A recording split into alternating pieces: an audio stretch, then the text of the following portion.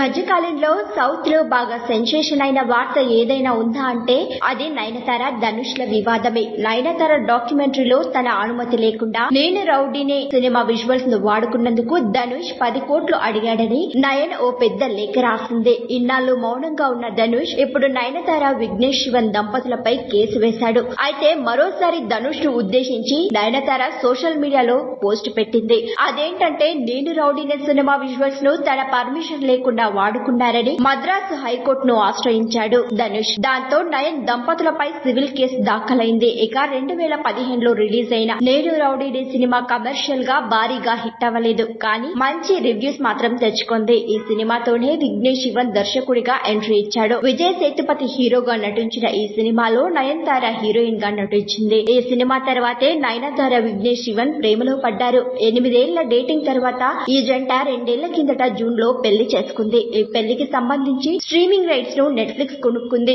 Recent గా streaming అయిన ఈ డాక్యుమెంటరీకి మిశ్రమ స్పందన వచ్చింది. తాజాగా ఆమె కర్మ సిద్ధాంతాన్ని ఉద్దేశించి సోషల్ మీడియాలో స్టేటస్ పెట్టింది. అయితే ఆ కొటేషన్ ధనుష్ ను ఉద్దేశించే పెట్టినట్లు నెటిజన్లు అభిప్రాయపడుతున్నారు. మీరు ఒకరి జీవితాన్ని అబద్దాలతో నాశనం చేయాలని చూస్తే దాన్ని అప్పుగా భావించండి, అది రెట్టింపు వడ్డీతో తిరిగి వస్తోందని సోషల్ మీడియా వేదికగా నయన్ పేర్కొన్నారు. ఈ కొటేషన్ ధనుష్ కోసమే అన్నట్లుగా పుకార్లు షికార్లు చేస్తున్నాయి నెట్టింట. ఇక ఇప్పటికే నయనతార సౌత్ లో టాప్ హీరోయిన్ గా కొనసాగుతోంది. మరిన్ని ట్రెండింగ్ వీడియోల కోసం న్యూస్ 18 తెలుగు యూట్యూబ్ ఛానల్ ను సబ్స్క్రైబ్ చేసుకోండి.